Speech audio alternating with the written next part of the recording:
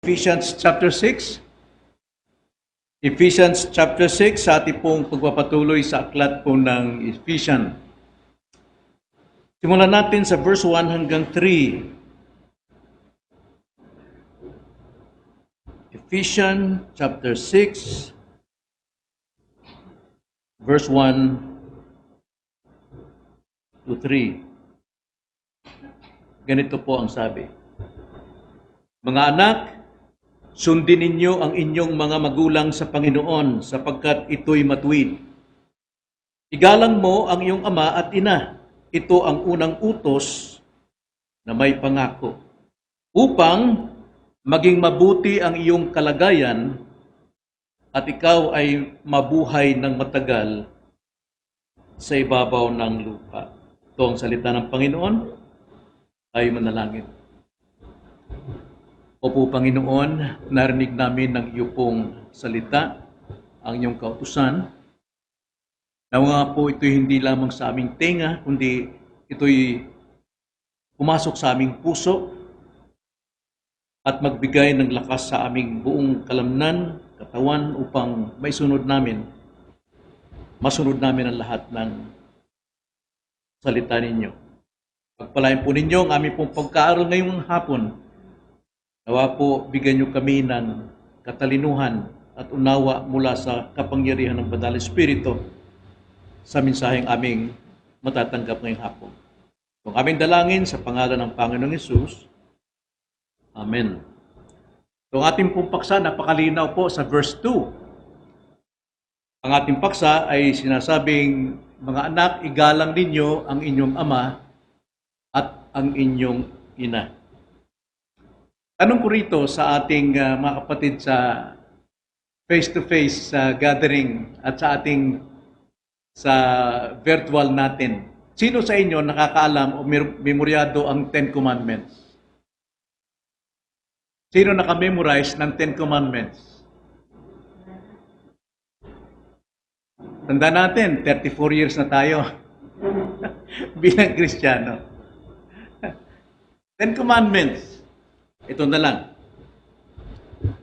Itong ating binasa, Ephesians chapter 6.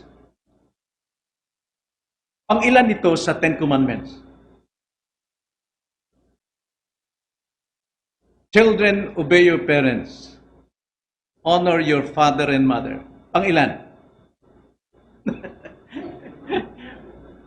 Bagsak sa exam. Ang sabi, ito yung una.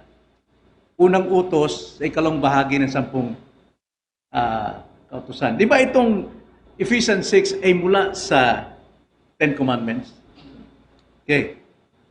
So, pagdating sa Ten Commandments, pagdating sa Panginoon Jesus, hinati lang ito sa dalawa. Yung responsibilidad natin sa Diyos at responsibilidad natin sa tao. Sino makapagbibigay ng responsibilidad natin sa Diyos? Ano yung una-una? Pangalawa yon. Una, thou shalt not have, nangungupya. May kodi ko. Huwag kayong magkakaroon ng Diyos maliban sa akin. Ikalawa, huwag kayong gumawa ng mga imahin kahit ito'y kalarawan sa langit. Huwag itong sambahin. Diba? Pangatlo, thou shalt not use the name of the Lord in vain. Pangapat, itangi ang araw ng Sabat bilang banal. Panlima, yun na. Panlima. Honor your father and your mother dahil mayroong pangako. At ang pangako, hahaba ang iyong buhay at gaganda ang iyong buhay dito sa mundo. Na may mga kasabihan at may mga Kristiyano, quote-unquote, totoong Kristiyano, na nagtuturo na hindi natin kailangan ng kautusan sapagkat tayo ay na kay Kristo na, nasa biyaya na. Sang-ayon ba kayo ron? Now, tanda natin, ang Panginoon hindi na parito para pawalang kabuluhan ng kautusan, kundi ito'y ganapin. Nasa biyaya na tayo na kay Kristo na, pero ito'y kailangan nating ganapin. Pero tandaan natin, hindi tayo maliligtas sa pagsunod sa kautusan. Tama yun. Hindi tayo naligtas dahil sa pagsunod sa kautusan. Ngunit, ang mga ligtas, mga malaya na, hindi makapag-i-enjoy ng kanyang kalayaan kung hindi niya gagawin ang kautusan. Kaya nga ang kautusan, hindi para sa kaligtasan, kundi ang kautusan para tayo mag-enjoy sa ating kalayaan. Sapagkat tayo ay mayroon pang remaining sin, maaari tayong gumawa ng higit pa sa ating kalayaan. Sapagkat yung kalayaan natin, ginagamit nating lisensya na tayo Kristiyano na. So, ang ating kalayaan nagiging pahirap sa atin at pagkaalipin. Pero dahil sa kautusan, tayo ay nare-restrain, kaya nag-enjoy tayo sa ating totoong kalayaan. Naghahanbawa na lamang. Paano gumagaling ang isang sanggol, bata pa lamang, 8 months, paano siya nakakalangoy sa swimming pool? Nakita ba kayo nun? Paano siya nakakalangoy ng mabuti? Dahil yung nagturo sa kanya, mayroong patakaran. Mayroong kautusan may rules. Now, paano gumaganda at kapanapanabik ang larong basketball? Dahil sa patakaran. Huwag mo kong salagin, huwag mo kong sikuhin, huwag mo hawakan ng mukha ko. Pag hindi mo sinunod ang batas o kautusan sa basketball, hindi magandang laro yun. Di ba? Gumaganda lamang ang larong basketball kapag nasusunod ang kautusan, ang rules. Paano nagkakaroon ng langit sa loob ng tahanan? Paano ang langit ay mapunta sa tahanan gaya ng ating pag-aaral nakaraan? Dahil sa kautusan. Dahil sa kautusan, napakalaga ito. Kaya, hindi natin may enjoy ang ating kalayaan kung walang magsusubaybay sa atin na kautusan. Kailan ibinigay ang Ten Commandments? Anong aklat? Exodus. Saan sa Exodus? Chapter 20. Ang Book of Exodus, buhay na Exodus sa Israel, ito ay napakalinaw na larawan ng buhay Kristiyano. Exodus. Mula sa chapter 1 hanggang chapter 4, pinapakita ron ang slavery ng Israelites sa Egypt. At tayo din ay alipin ng kasalanan. Alipin tayo sa kasalanan. Pagkatapos po sa chapter 5 hanggang chapter 6, o chapter, mula sa chapter 1 hanggang chapter 6 pala, yun yung pagkaalipin. Chapter 7 hanggang 17, ito yung ating kaligtasan. Sila'y napalaya sa pagkalipin. Pagkatapos sa 18 hanggang 21, mga kapatid, nung makalaya ang Israel mula sa pagkalipin, 3 araw lang mararating na nila yung promised land. 3 araw lang. Pero hindi ito pinahintulot ng Panginoon, kundi sila ay pinailiko sa mahabang daan patungo sa Mount Sinai. Sa Sinai. Bakit? Upang tanggapin nila ang 10 kautusan. Sapagkat sa kanilang pagpasok doon sa maturity or sa promised land, marami silang makakarap na hindi pa nila naharap ni minsan man. So, kailangan nila ng guidance, kailangan nila ng kautusan kung anong dapat nilang gawin upang mapagtagumpayan nila ang labanan hanggang sila ay tuluyang makarating sa promised land. Kaya, ito po ang kagandahan ng Ten Commandments. At dito sa context ng Ten Commandments, ang pinakamahalaga dito, mga kapatid, anong batas ang pinakamahalaga dyan sa Ten Commandments? Walang pinaka dyan. Lahat yan ay pareho. Pero, yung pong introduction ang pinakamahalaga sa lahat. Introduction, pinakamahalaga sa lahat ng batas. Para sa akin, obserbasyon ko yun. Bakit kanyo? Anong tawag yung pagka sa book, yung simula, introduction or preamble? Di ba? Pag ikay nagbasa ng libro, kailangan basahin mo muna ang introduction, ang buong context. Summary yun eh. Para sa ganun, makuha mo kung anong nilalaman ng istorya ng aklat. Ngayon kasi hindi mo alam, mag-isip ka, ano kayang kasunod nito? Ano bang nilalaman ng libro nito? Pero mahalaga ang preamble, ang introduction. Sapagkat doon pa lamang, sa maikling pananalita, alam mo ng kabuuan ng libro. Hindi ka maliligaw sa pag-unawa. Basahin natin ang preamble o introduction sa Exodus chapter 20, verse 1 to 2. Ganito ang sabi, binigkas ng Diyos ang lahat ng salitang ito na sinasabi, ako ang Panginoon mong Diyos na naglabas sa iyo sa lupain ng Ehipto mula sa bahay ng pagkalipin. Ano nakita niyo ron? Ano yung pinakamahalaga doon? Bakit ang 10 kautusan ay napakahalaga sa isang Kristiyano? Anong pinakamahalaga doon? Ang sabi diyan, ako ang Panginoon ang naglabas sa iyo sa lupain ng pagkalipin, ako ang nagligtas sa iyo. Kaya bibigay ko sa iyo ang 10 kautusan. Ligtas ka na, malaya ka na, pero kapag wala kang gabay, babagsak ka, hindi ka magtatagumpay. Kaya nga, ang 10 kautusan ay para sa mga malaya na. Tulad sa ating mga Kristiyano, ibibigay ating ngayong susundin ang kautusan nung tayo'y maligtas na. Ang kautusan hindi nagliligtas. Pero ang kautusan, ito yung nagpapatingkad ng buhay Kristiyano sa kanyang pagsunod nito isa-isa nang sa ganun, makaiwas siya sa matitinding kamalian sa buhay. Napakalaga po nito. At ito, ang dapat nating unawain ngayon pagdating sa mag-asawa. Hindi magiging maganda, malusog, matibay ang relasyong mag-asawa kung ito'y lumalabag sa kautusan ng Diyos. Lalo't kung Kristiyano ka. Sira ang pamilya. Maraming mga anak na mapapariwara dahil hindi sumusunod sa kautusan ang mag-asawa. Bakit? Dahil hindi nila alam ang kautusan sapagkat hindi sila mga ligtas, hindi sila Kristiyano. Kontra sila sa kautusan.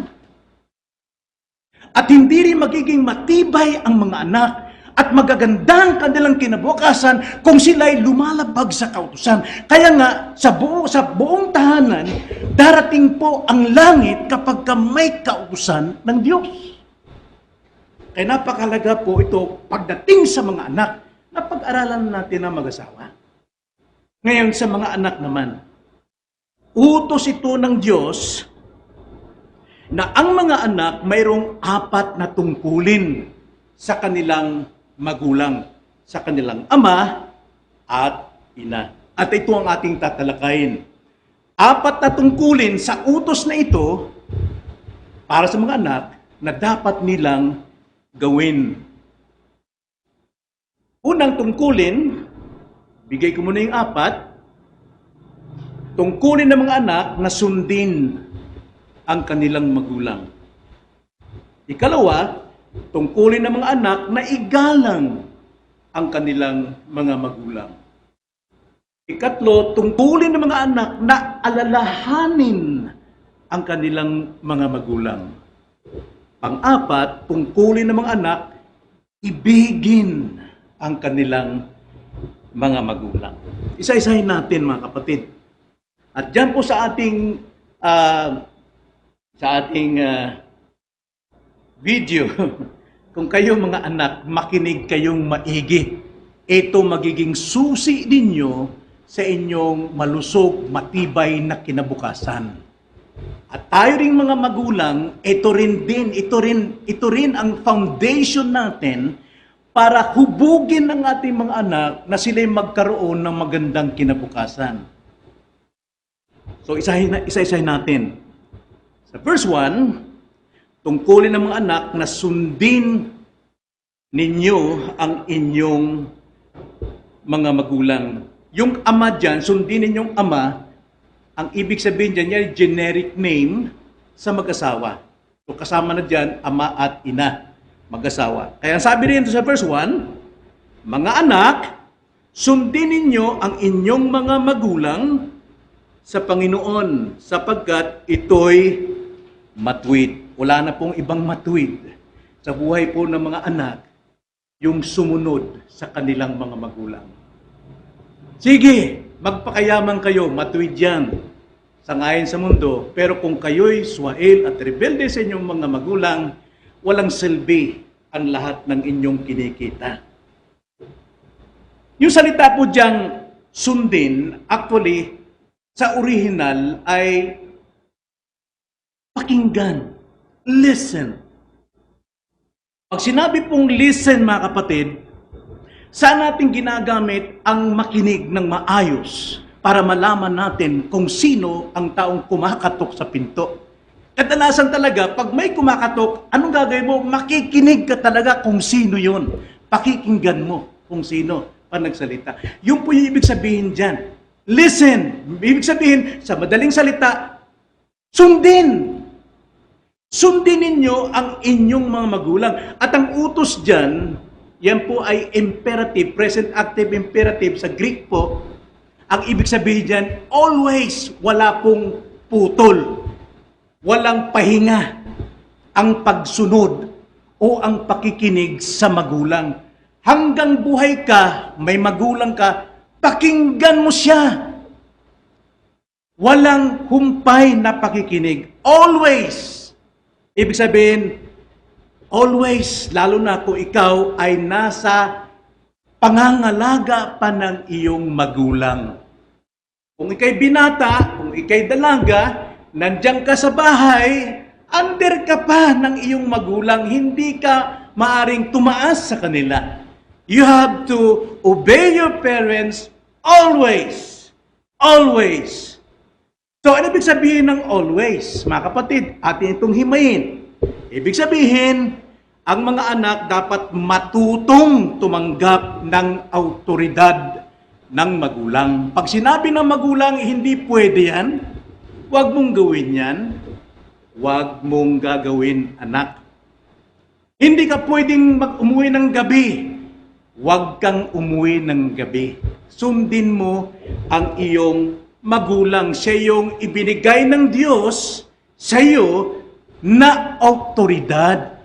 Sapagkat ang Diyos hindi mo marinig ng audible. Marinig mo lamang ang Diyos sa kanyang salita at ang salita niya nagsasabi, mga anak, sundin ninyo ang inyong magulang. Sila'y inyong mga magulang. Simulat sa pool. Hindi mo sila naging magulang nung binata ka na. Hindi. Ikaw ay anak, simula pa lamang sa sinapupunan ng iyong ina. Magulang mo na sila. Sila'y nagmamalasakit sa iyo. Simula doon sa sinapupunan. Simula pa lamang sa kanilang planong pag-aasawa. Ang kanilang pagmamalasakit ay nasa iyo na. Kaya sundin mo sila. Obey them.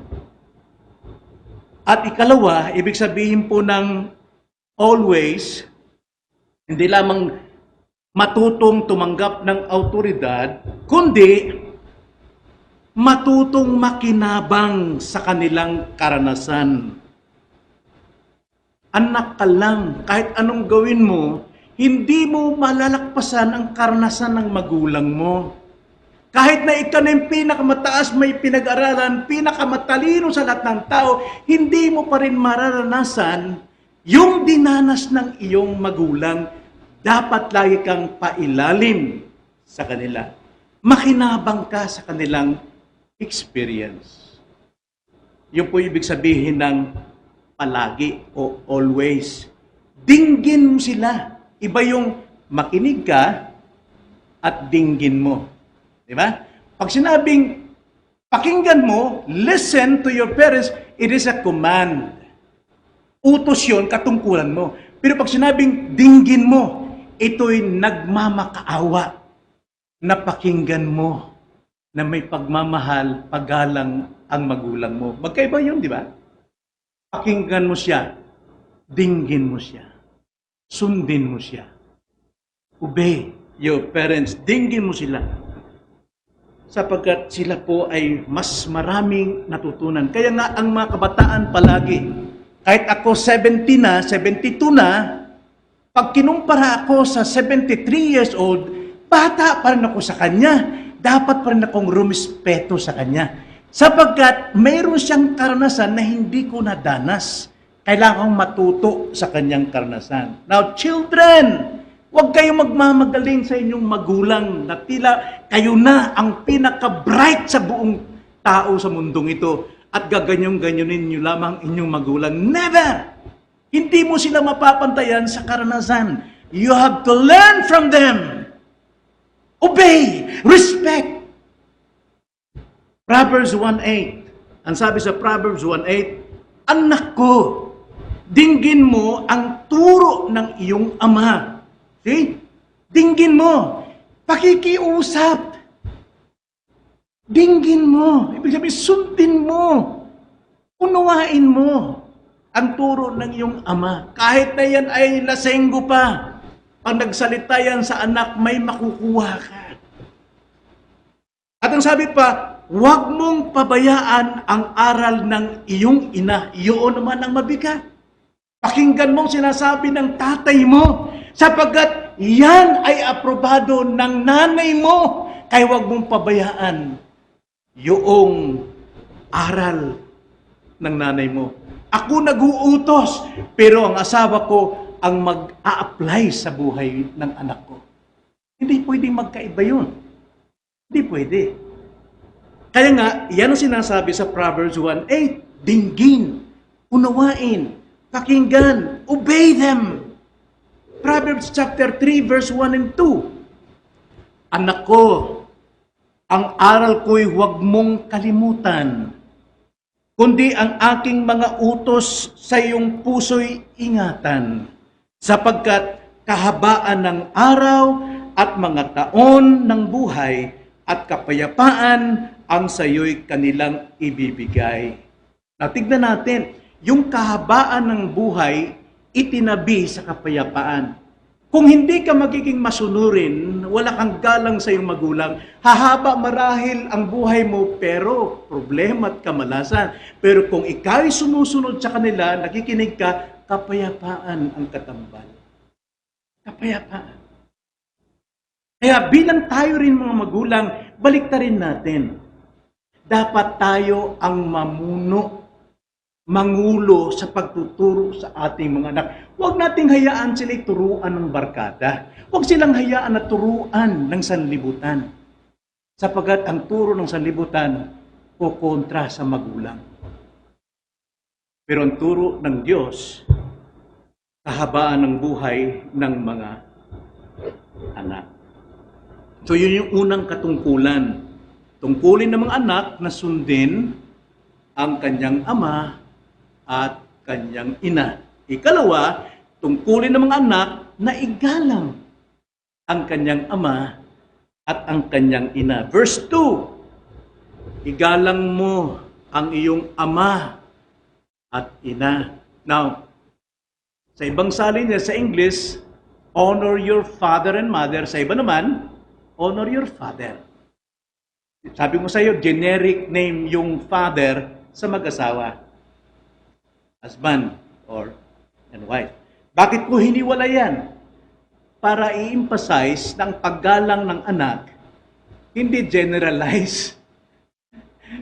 Kundi, you have to acknowledge who is your father. Kilalanin mo rin sino ang iyong ina. Magkaiba sila, pero magkaisa sila sa layunin para sa iyo. Yung sinasabi ng ama, maring masakit, pero medisina ang follow-up ng ina. So kailangan pareho mo silang pakinggan. Balance yun eh. Balance yun. Kaya nga, as a Christian, now, ang context dito, assumption dito, ay Christian family ito. At hindi ko sinasabing pati anak ay Kristiyano rin. Maaring ang anak ay hindi pa Kristiyano, pero ang mga magulang, ang silang dapat masunod, lalo na. Dahil may pangako po eh. May pangako. kapayapaan. So ang paggalang sa mga magulang hanggang sila'y nabubuhay. Hindi porke nakapag-asawa ka na, hihiwalay ka na sa magulang mo, stop na rin ang paggalang mo sa kanila. No. Parents mo pa rin sila hanggang sa sila'y mamatay. Honor them. Ibig sabihin, irespeto sila ng tulad ng pagrespeto mo sa Panginoon sapagkat sila ay instrumento ng Panginoon. Yun po. Kasi kung hindi mo irespeto ang mga magulang mo tulad ng pagrespeto mo sa Panginoon, hindi tama. Kung tama ang respeto mo sa Panginoon, tama ang respeto mo sa magulang. Pero kung wala kang respeto sa Diyos, sa Panginoon, sino ang mga magulang mo para yung respetuhin? Natural. Mga rebelding anak ang lumalabas. Matitigas ang ulo. Sasabihin lang, naniniwala ako sa Diyos. Oo, naniniwala sa Diyos. Bakit hindi na bago ang buhay mo? Bakit walang kaugnayan yung paniniwala mo sa Diyos? Sapagkat imposible sa mga tao na sumasampalatay sa Diyos na hindi mabagong buhay. Sapagkat ang sino mang na kay Kristo, siya'y bagong nilalang. It's impossible. Kaya hindi lahat ng mga tao nagsasabing, kilala ko ang Diyos, and yet, kinakamauhan ng Diyos pag may problema. So, igalang ang inyong mga magulang. Again, ang salitang ginamit dito na igalang ay wala ring humpay na paggalang. Walang katapusan na paggalang. Lagi kang rumirespeto sa mga magulang mo kahit malayo ka sa piling nila, kahit ikaw may trabaho na, kahit ikaw ay breadwinner na, ikaw nagpapakain sa magulang mo, you have to respect them. Ano man ang antas mo. Hindi mo mababawi, hindi mo mababago ang utos ng Diyos. Ang utos ng Diyos ay katotohanan at katotohanan lamang makapagpapalaya sa atin. Now, tignan natin mga antas ng pagrespeto o paggalang sa mga magulang.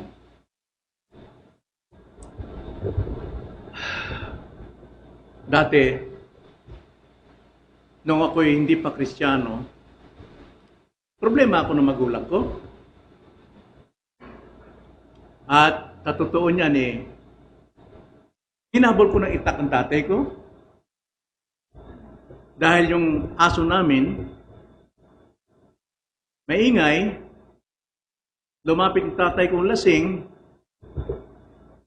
hindi naman siya kinagat, kundi kinalmot,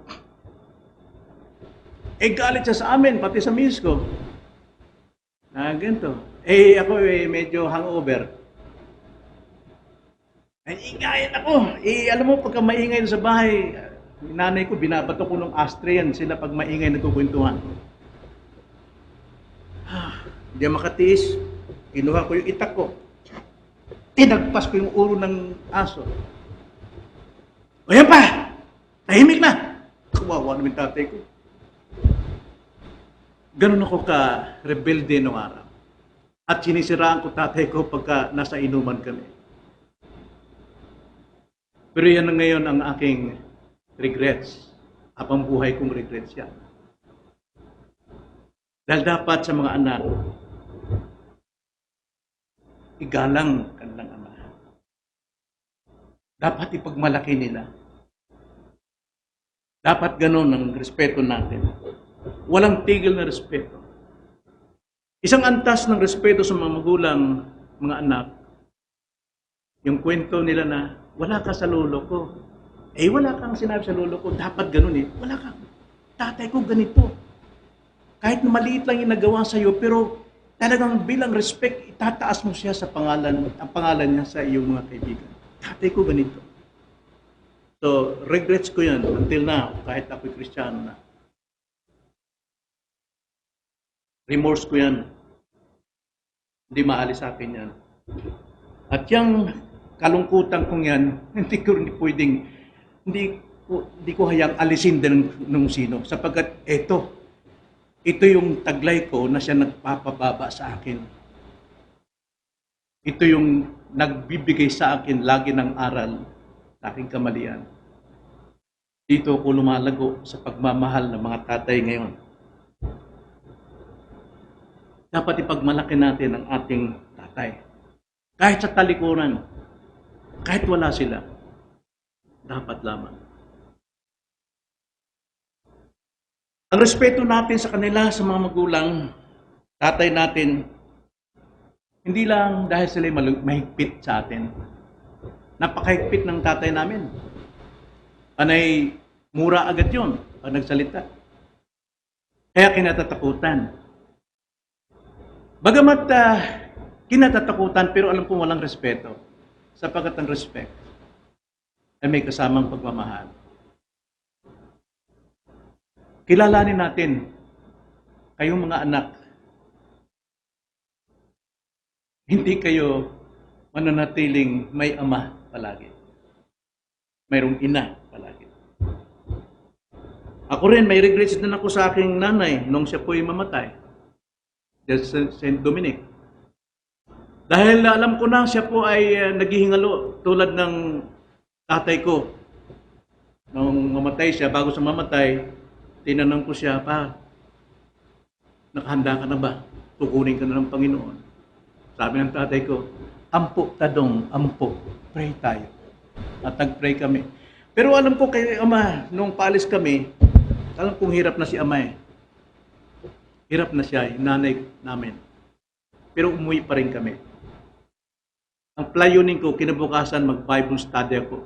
Now, hindi ko naman sinisiraan yung aking mga kapatid. Maingay kasi. Pero alam ko naman sila, pag ako nagsalita na ng Word of God, tatahimik talaga sila because they're Christians. Pero ako umalis.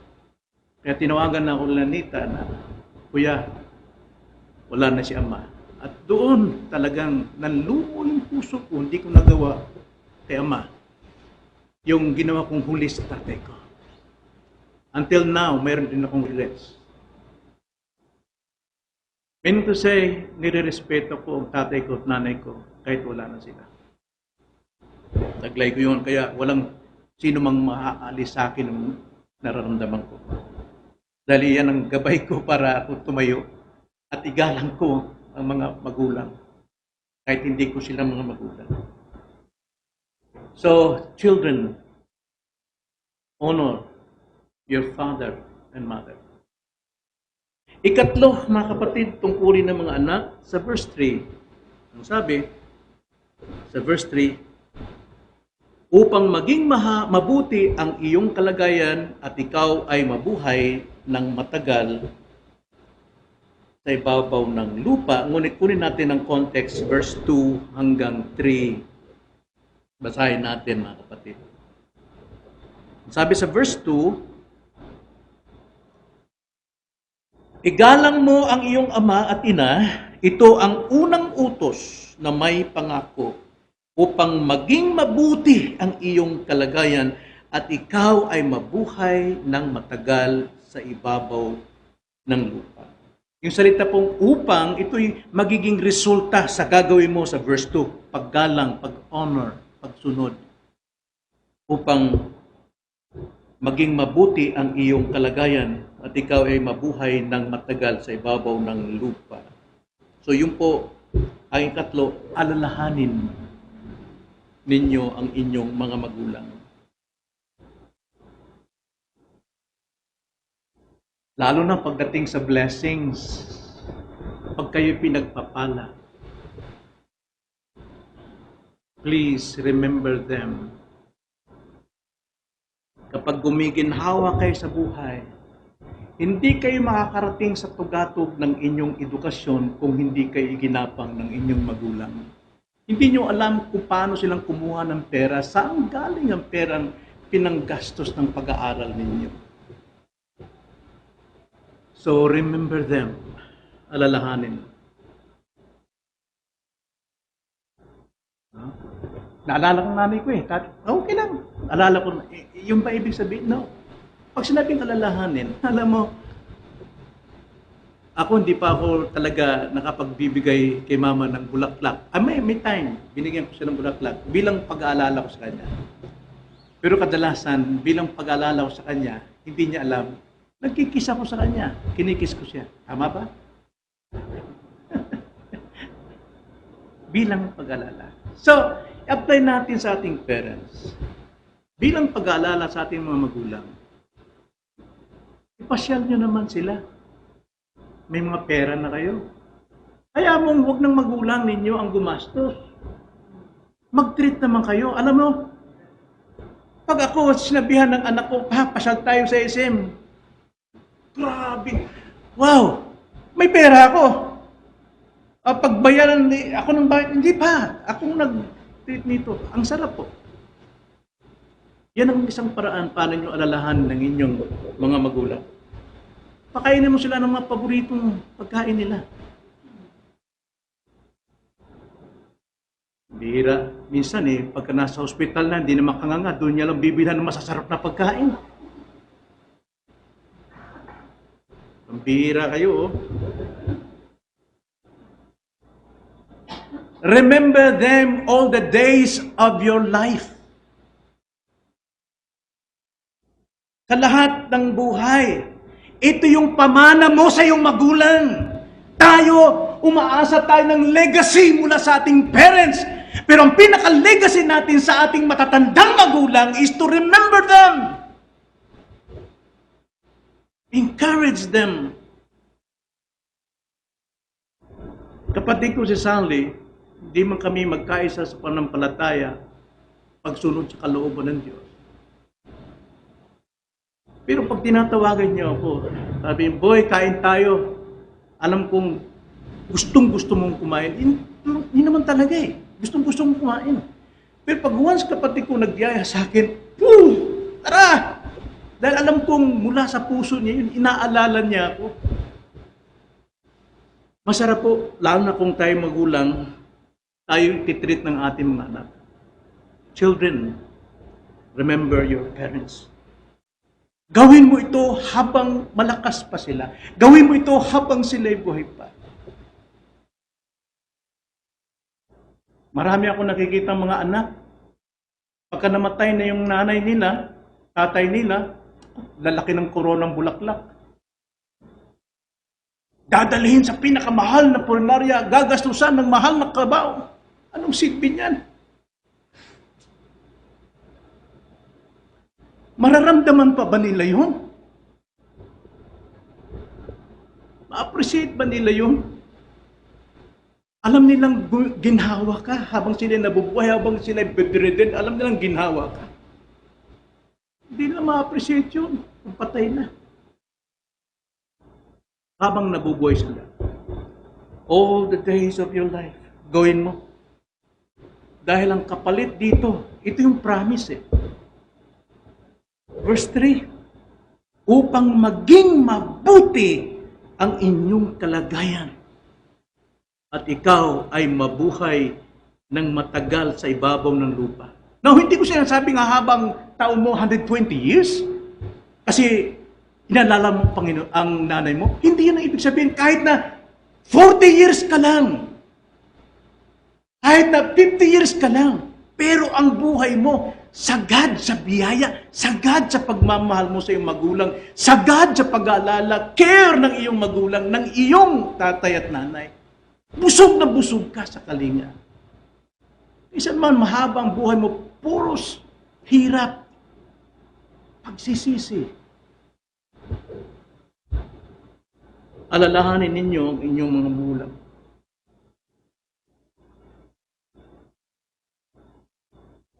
So, ang kalagayan ng buhay, hindi yung pagyaman, hindi yung pag-unlad. Tuwang-tuwa kayo, pati mga magulang tuwang-tuwa. Tuwang-tuwa ka sa mga anak mo, bagamat rebelde sila sa Diyos. Bagamat wala silang paniniwala sa iyong pinaniwalaang Diyos, natutuwa pa rin tayo. Hindi yung maganda para sa kanila. Wala silang legacy mula sa iyo.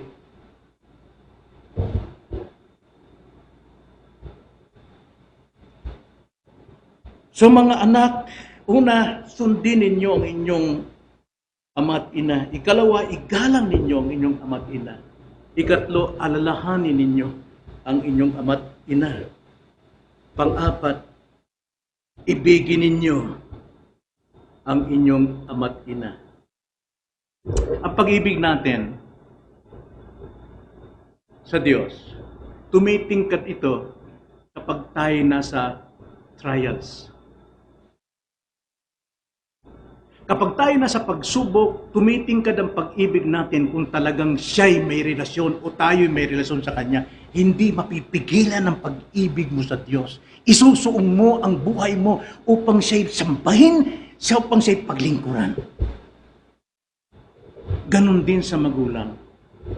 Kahit ang magulang natin ay malupit, hindi Kristiyano, hindi naniniwala sa Diyos, pero higit mong maiibig siya sapagkat yun ang pag-ibig ang siyang magbabago sa Kanya. Kaya mga anak, ibigin ninyo ang inyong ama. Tingnan nyo ang sabi sa verse 4. Basahin natin ang context, verse 1 hanggang 4. Mga anak, sundin ninyo ang inyong mga magulang sa Panginoon sapagkat ito'y matuwid. Igalang mo ang iyong ama at ina, ito ang unang utos na may pangako, upang maging mabuti ang iyong kalagayan at ikaw ay mabuhay ng matagal sa ibabaw ng lupa. At mga ama, huwag ninyong ibunsod sa galit ang inyong mga anak, kundi akayin ninyo sila sa pagsasanay at pangaral ng Panginoon. May exemption dito eh. Ito'y kumakausap sa mga Kristiyano. Kung Kristiyano ka, huwag mong ibunsod sa galit ang iyong anak. Pero kung di ka Kristiyano, kadalasan, yung pong ginagawa ng ama, anong dapat maging tugon ng anak? Ibigin. Ibigin pa rin ang kanyang ama. Kahit sila'y mahigpit, marahil hindi sila mananampalataya, ligaw sila, wala silang alam. Wala silang alam sa kalooban ng Diyos. Dahil kung may alam sila sa kalooban ng Diyos, dapat nakaupo, namumuhay, gumagawa, kumikilos, kumakain, nagsasalita sa kalooban ng Diyos. Sila'y alipin ng kasalanan.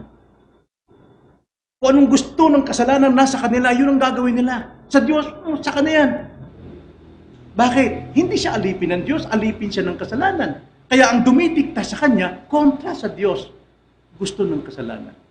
Kaya bilang mga anak, anong ganti ron? Ibigin.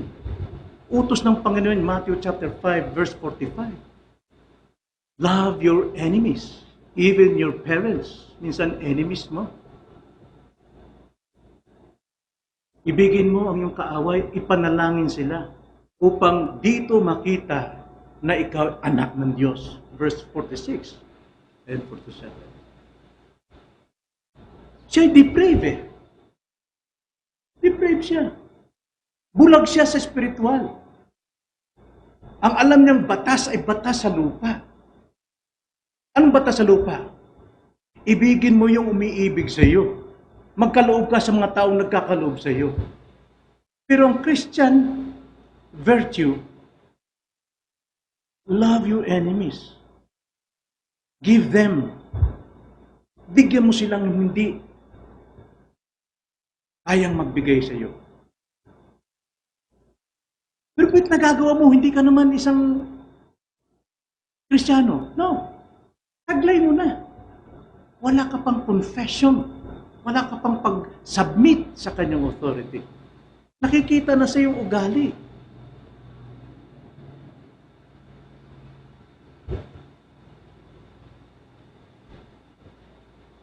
May mga aral, at ito'y naranasan natin before, Pentecostal pa tayo, na kung anong buhay mo ngayon, hindi maganda, naghihirap ka, marami kang problema, ang sinisisi magulang. Si magulang ko eh, bakit hindi nila pinaaral sa ganito? Bakit magagulang ko hindi nag-aral ng ganito para mabigyan ako ng magandang buhay? Kaya, ang turo nitong mga Christian ko, no, kailangan isuka mo yan. Deliverance. Sapagkat yan ay isang sumpa sa iyo. No! Ezekiel chapter 18 verse 4. Ang kasalanan ng ama ay kasalanan niya. Ang kasalanan ng anak ay kasalanan niya. At mananagot ang taong may kasalanan. Sa makatwid, Kaya ka nagkagaganyan sa buhay mo dahil ikaw mismo ang gumagawa ng sarili mong buhay, hindi ang iyong ina. Ezekiel 18:20, ang sabi nga, basahin natin, ang taong nagkasala ay mamamatay. Ang anak ay hindi magdurusa dahil sa kasamaan ng ama. Ni ang ama ay magdurusa dahil sa kasamaan ng anak. Ang katuwiran ng matuwid ay sa kanya. Ang kasamaan ng masama ay sa kanya. Nakita niyo? Hindi pagdurusahan ng anak ang kasamaan ng kanyang ama, kundi pagdurusahan ng anak ang kasamaan niya. Yun ang sinasabi ng banal na kasulatan.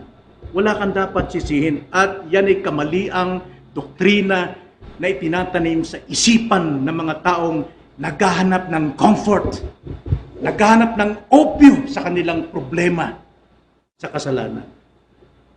Pero kung sila yung mga Kristiyano na nagtuturong nito, sila mahina talaga, hindi pa nila kilala ang Diyos. Ay hindi pa sila makatayo sa kanilang natutunan sa Diyos. Pero duty pa rin ng Father. Kung Christian ka na ama, huwag mong ibunsod ang anak mo sa galit. Alam nyo, minsan yung kamalian natin Kadalasan, ang ating solusyon sa ganito, tulad halimbawa yung damo na, ano ba yung damo may mga tinik-tinik, yung makahiya. Pag nahawakan mo yan, dugo kamay mo. Pag natapakan mo yan, dugo kamay mo. Di ba? So, ang ginagawa mo, pinuputol mo yan. Para alisin yan, susunugin mo pa. Isang araw, 2 araw, lalabas na naman. Ganon din tayo, mga kapatid, mga tatay. Pinipilit nating ituwid ang ating mga anak sa kanyang kamalian ngayon, sa kanyang pagre-rebelde sa Diyos, sa kanyang hindi pakikinig sa payo mo. Pinuputol mo, hindi mo kaya yan. Dapat doon pa lamang sa ugat na simulan mo na. At kailangan, yung makahiya na yan, huwag mong putulin. Hukayin mo yung ugat. Ano ba talaga ang pinaka-root? Doon ka magsimula. Bakit rebelde ang anak mo? Sapagkat walang magandang pundasyon sa Panginoon. Kaninong kulang? Magulang!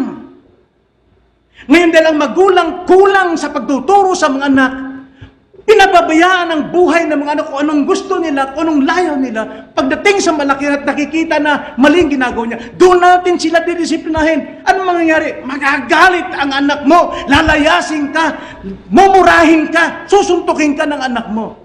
Ibinubunsod mo sa ganit. Ang problema nun, dapat sa simula pa lamang nahubog na siya para pagdating paglaki, masunurin siya. Proverbs 26 verse 6, train up your child the way they should go. Ngayon, kung ngayong matanda na siya, saka mo ngayong pipilitin, didisiplinahin, kakastiguhin mo, magalit sa iya. Pero hindi pa rin huli. Sapagat ang salita ng Diyos ay palakol. Dumudurog pa rin ito ng batong matigas. Hindi sa ating lakas, hindi sa ating karnungan, hindi sa ating pagiging otoridad na ama, mababagong ating anak, magagalit lang yun. Turuan mo ng salita ng Diyos. Sa salita kayo ng Diyos, magbabal. At masasabi natin, salita ng Diyos na makapagpapalaya sa Kanya.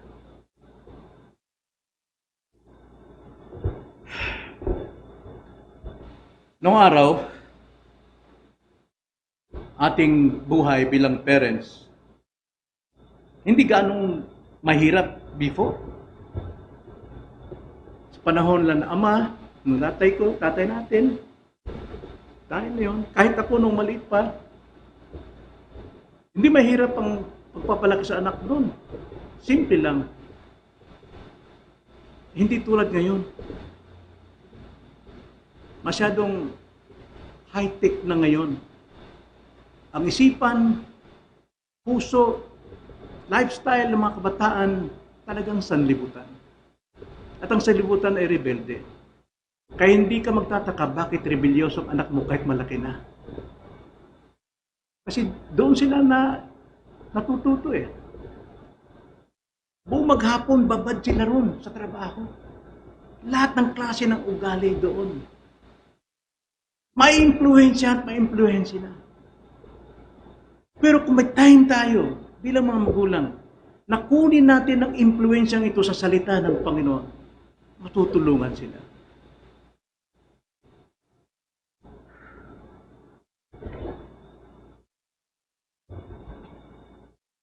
Dapat kung maliit ang ating anak, dapat tatay at nanay ang didisiplina. Maring malakas ang tatay, pero napakaamo ng nanay. Paano yung ipapaliwanag? I-interpret ng nanay yung galit ng kanilang ama at gagawin itong pag-ibig sa mga anak. Nakikita niya ba yan? Ganun ang nangyayari. Tatay ko noon, sinyawa, galit na galit. Sasabihin naman ng nanay ko, lumalayas kami nanay ko ng madaling araw dahil binubugbog yung nanay ko. Sa habang daan kami, basang-basa yung ganitong baro ko dahil yung damo dinadaan namin na yung hamog. Paliwanag ng paliwanag, nanay ko. Boy, iman-iimo ng amahan. Alahanin mo, tatay mo yan. Mahal ka ng tatay mo. Yun ang palagi. Yung galit ng tatay, ini-interpret ng nanay ng love. Kaya dapat ang magdisiplina, wag lang ipaubaya sa nanay sapagkat walang basis ang nanay kung anong dapat sapagkat ang tatay ang dapat maringgan ng authority and the nanay ang siyang makadama ng love, compassion. Kung puros pag-ibig lang, pag-ibig, compassion lang, alam mo, tigas ng ulo. Mga anak. Kasi napapabayaan lang. Layaw, laki sa layaw. Walang authority ng father. So dapat lang ang discipline natin ay pag-ibig. Hindi lang galit. Kailangan mayroong galit, dapat mayroong pag-ibig. The two become one. Napakaganda po yun. At ang pagdisiplina ay hindi dapat tulad ng pagdisiplina ng krimen. Hindi nakagawa ng krimen ng anak mo. Huwag mo siyang disiplinahin parang pulis. At kung mamalo mga kapatid, hindi palo sa kamay. Sapagkat kung kamay ang gagamitin natin na siyang ginagawa ko nung una sa anak ko, hanggang ngayon, isa pa rin regrets. Nagigising ako minsan dahil paano kung saktan ng aking anak. Hindi tama. Kailangan gumamit ng pamalo. Alam kong in-apply natin ito before. Simula tayo 2003 na mga magulang may dala-dalang pamalo sa kanilang mga anak. Maliit pa yan sila, Phoebe, sila Hannah, lahat yung mga maliit pa yan. Kaya pag nag-ingay yung anak nila, labas. Pasok. Hindi kamay. Dahil kung kamay, pag-rebelde. Pero kung pamalo, koreksyon, malalaman ng anak. At magbubunga ng napaganda. Napakahaba pa ng ating paksang ito, mga kapatid. Ngunit, magtatapos na ako. Wala na. Mahaba na. Unang-una, ang pagiging masunuri ng mga anak, hindi ito utos ng magulang, kundi utos ng Panginoon. Hindi lang utos ng mga magulang ito, kundi utos ng Panginoon. So therefore, children, obey, honor, remember, care, love. Love your parents. Sapagkat yan ang utos ng Panginoon. Ang blessings ng Panginoon para sa inyong kinabukasan, nasa Diyos, wala sa magulang. Nasa Diyos. Sa inyong paggalang sa mga magulang, ang Diyos nakahanda sa kanyang promise na blessings. Kadalasan mga magulang walang maibigay sa mga anak dahil mga anak ang siyang nagtatapos. Anong maibibigay ng magulang? Ang legacy ng magulang, kung paano silang pinalaki sa Panginoon. Pero ang blessings talaga nagmumula sa Panginoon. Remember that, children. Kaya dapat lamang matutong gumalang ang mga anak sa otoridad ng magulang. tigit sa lahat, balikan ko lang yung ating topic the last time. Wives, submit to your husband. Pasako. Ibig sabihin, tulad ka ng isang sundalo, bihis na bihis, ready kang mag-submit sa kanyang authority na walang anumang reklamo. But, husband, love your wife. Anong love? Tulad ng pag-ibig ni Kristo. Pag sinabing love your wife, hindi damdamin, kundi magsakripisyo ka. Palaguin mo siya. Kamatayan mo ang iyong asawa sa pagbibigay sa kanya ng pag-ibig at kalinga. Yun ang kailangan upang yun din ang makita ng ating mga anak. Submission sa bawat isa. Kaya makita natin, Ephesians chapter 5 verse 31, submit one to another. Whether you are a child, isang servant, isang sawa, lalaki, lahat po kailangan submission. Nang sa ganun, ang langit ay nasa iyong tahanan. Tayo manalangin. Panginoon, salamat po sa hapong ito. Pinasigla ninyo ang aming araw. Pinakita ninyo ang mga pagpapalang maaabot namin at magagawa namin sapagkat binigyan niyo kami ng kapangyarihan gawin ito. Salamat po sa mga gabay ng kautusan niyo, Panginoon, ay siyang gabay namin upang mag-enjoy kami sa aming freedom, sa aming kalayaan. Hindi ito pagbabawal sa amin, kundi upang supilin at i-restrain ang aming remaining sin upang mag-enjoy kami sa freedom na ipinagkaloob sa amin ng aming Panginoon ng Kanyang biyaya. Salamat po. Ito ang aming dalangin sa pangalan ng Panginoong Yesus. Amen.